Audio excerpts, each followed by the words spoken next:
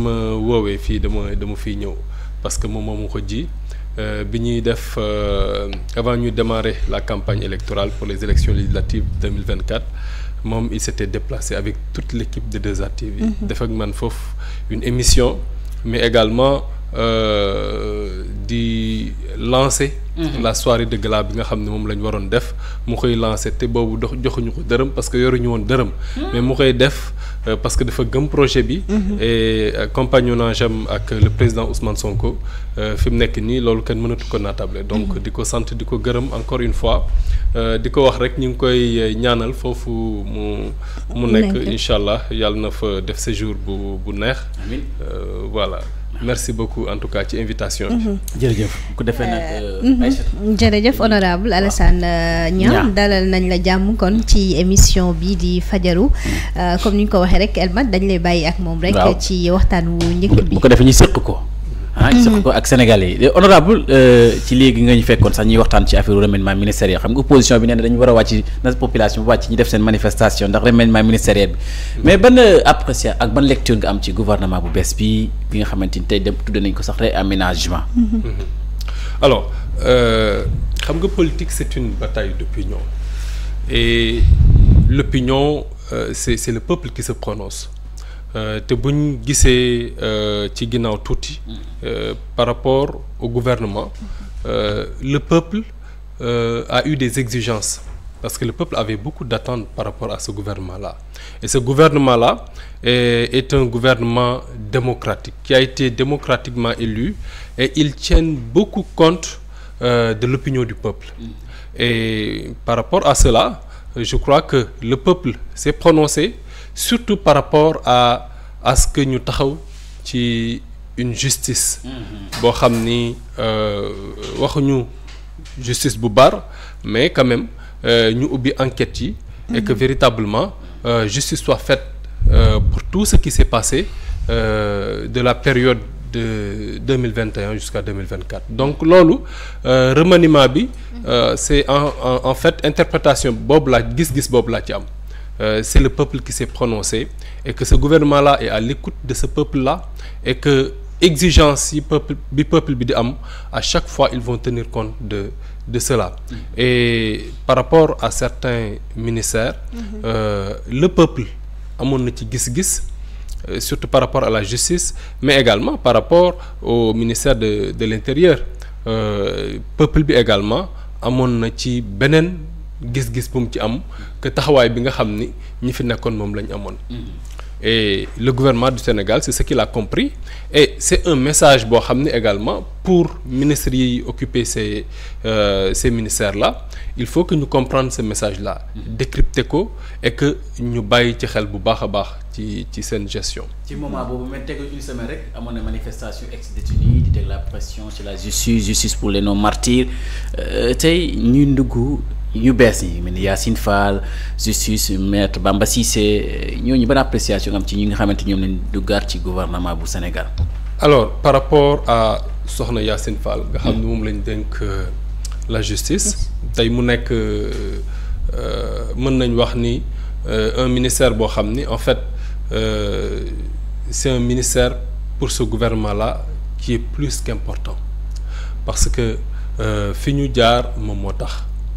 Et dans l'histoire politique du Sénégal, on retiendra qu'il y a eu un chef d'État dont l'objectif a été de bloquer une candidature, de brimer le peuple, teg leen lu metti et que tey pour ce gouvernement-là c'est vrai mën nañ def ay résultats dans plusieurs secteurs mais ils sont très attendus par rapport à la justice parce que bëggatuñu li fi xewoon ci jamonoy Abdoulaye Wade ak li fi xewoon ci jamonoy Macky Sall loolu amaat fi donc moo tax il faut que ñu am ci taxawaay et que pour une bonne fois ñu jële fi lépp li nga xam ni mooy genre impunité ak yenn injustice yi nga xam ni dañ koy dund le peuple bi te des fois duñ ko teg ci yoon voilà donc moo tax la justice et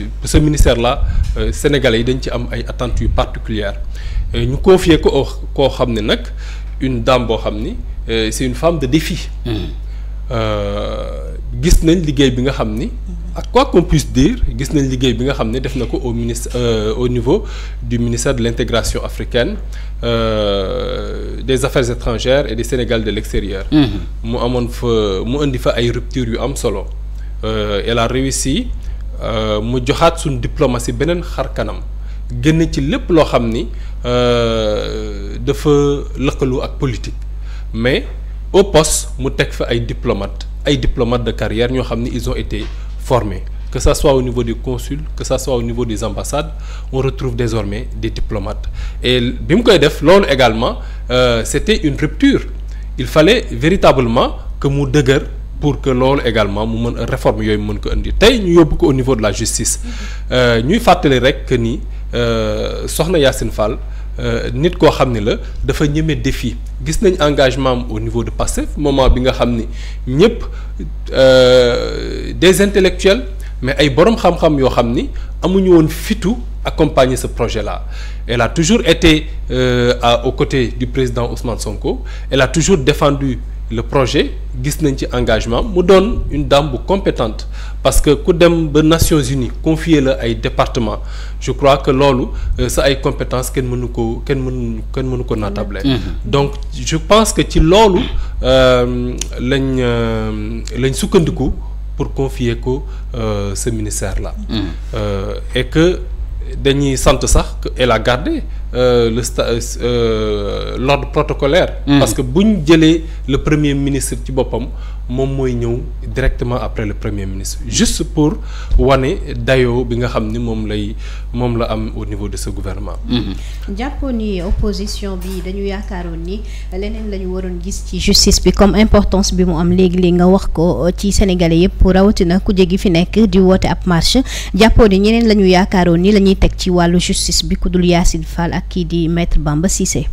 Je crois que opposition bi dafay jouer rôle am mais gis nañ casting bi ñu def ki fa Ousmane Diagne ñu koy remercier au passage ci taxawaay bi mu amoon au niveau de ce ministère-là gis nañ ni pour ce gouvernement-là choix yi mu def ce sont des choix yoo parce que dañuy fàttali que gouvernement bi ils ont l'obligation de réussir moo tax seen choix yëpp ci critère compétence ak performance la ñuy xaar ci ki ñu fa teg et que lépp lu kooku mën a def pour réussir rek nañ ko l'opposition est dans son rôle hein, on le comprend mais encore une fois ci choix yi ñu def wax naa ko sànq en ce qui concerne soxna Yacine Fall amul dara loo xam ni mën nañ ko reprocher à ce gouvernement-là tout au contraire ñun gëm nañ ni que ni taxawaay bi Yacine Fall am son engagement sa compétence son parcours je crois que doy nañu sëkk pour que am nañ yaakaar que ni ministère boobu na ko doxal comme ni mu ko war a doxalee. choix yi tamit day fekk si kon li nga xam ne moom la premier ministre bi doon wax boo leen di gouverner da ngeen di jël au sein du parti maanaam Pastef ci boppam moo war a gouverner mu mel ni loolu itam dëggal ngeen ko. absolument je crois que politique loolu la. man loolu laa gëm les gens avec qui vous avez mener un combat et mu nekk combat boo xam ni c'était pas donné parce que may ñu woon dara lépp dañ ko arraché. pour ce combat là ñi ngi ci àndaloon ñu gëm projet bi mu jaraloon seen bakkan jaraloon leen lépp. ñu compromettre seen ay carrière compromettre même seen ay vie ak seen ay vie de famille je crois que pour ces gens là ay nit ñu am ngëm-ngëm lañ dolli si ñu am compétence je crois que Pastef pour mu dem jéggaani compétence feneen pour man sax jaru ko parce que on a véritablement toutes les compétences dont on a besoin parce que suñu jaar-jaar doy na sëkk comme lecture je crois que fi ñu jaar du xadar kese moo tax tey ñu nekk fi ñu nekk mais ça a été derrière il y avait des stratégies il y avait ay têtes pensantes yu nekkoon ci ginnaaw di réfléchir di teg ay stratégies pour que lii ñu indi ko donc pour man ces choix là c'est des choix yoo xam ni à la limite mën nañ wax que ni ce sont des choix rationnels. Donc ñi nga àndal di mener le combat pour man tu dois continuer à gouverner avec ces mêmes gens. avec ces kii nga gis ne maître Doudou Wade di ancien président parlementaire mi ngi wax ne ci justice ak l'intérieur mu ngi remettre en question la candidature Ousmane Sonko en 2029 nee na nomination Yacine Fall ak maître Bamba Cissé pose un problème pourquoi candidature Ousmane Sonko ñu bëgg soulever benn polémique. Alors je reviens peut-être si maître Bamba Cissé. mu nekk à l'image de monsieur Ousmane Diagne. Parce que ce sont des procéduriers. C'est des gens yoo xam ni c'est de talentueux juristes. Maître Bamba Cissé c'est un talentueux avocat. Gis nañ également taxawaay bi mu amoon pour la démocratie sénégalaise. Mais pour l'état de droit également. Taxawaay bi mu amoon pour accompagner le président Ousmane Sonko, pour accompagner également ñi nga xamante ni dañoo amoon ay jafe-jafe pendant les périodes de braise. Gis nañ taxawaay bi ñu amoon mu nekk koo xam ni véritablement en termes de procédure c'est des gens yoo xam ni ils sont très pointueux et très regardants sur certaines choses. Oui. moo tax damay dàq loolu nga xam ni moom la honorable Doudou Wade wax gëw ma ni en fait ñooñu ils sont là pour une commande pour quoi que ce soit. gëw ma loolu je crois que en fait li tax ñu teg mettre Bamba Cissé et à sa place on pouvait mettre quelqu'un d'autre. Mais dañ fa teg koo xam ni en termes de procédure ci xam-xamam ci lépp lu jëm ci wàllu droit kenn mënatu ko naatable. Donc je crois que li tax ñu teg leen fa c'est pour que ñu respecter les procédures parce que on demande que justice soit faite. Et on demande également on demande pas que li fi amoon mu amaat fi. On ne veut pas répéter les mêmes erreurs. On ne pense même pas répéter ces mêmes erreurs-là. Parce que ce serait fatal pour ñun. Xam nañ li ñuy xaar, on sait ce que le peuple demande parce que nous sommes tout le temps à l'écoute de ce peuple-là. Donc ñëwuñu fi pour commanditer quoi que ce soit. Teguñu leen fi également pour ñu def une justice fast-track wala une justice boo xam ni en fait elle sera injuste. Tout au contraire.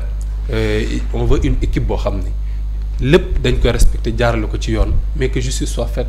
Et que ñi nga xam ni dañ leen a war a topp. ñu topp leen mais tout en respectant les procédures.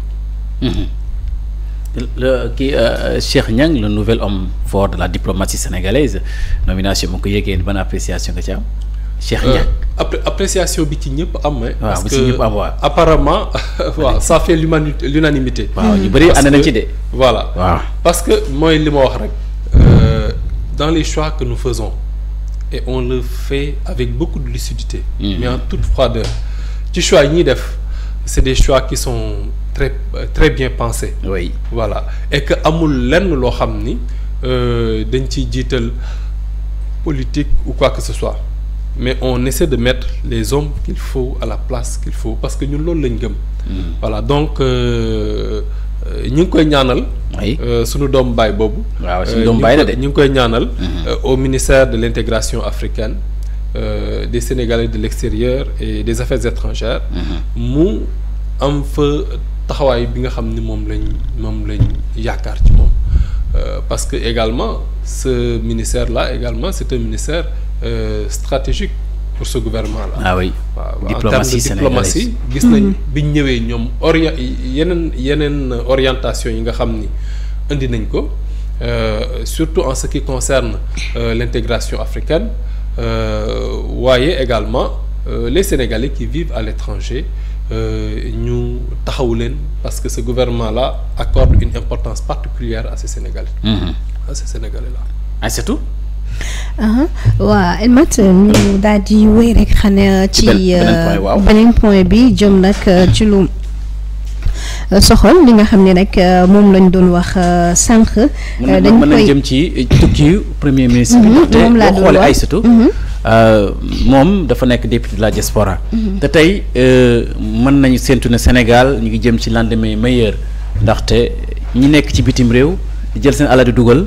ñooñu dañ fonk projet bi di parce que dañ fonk premier ministre Ousmane Sonko te tey moom moo nekk mieux placé tey pour découtigner la confiance bi nga xamante ni Sénégal yi am nañ tamit ci diaspora am nañ ko ci premier ministre Ousmane Sonko ci c'est rare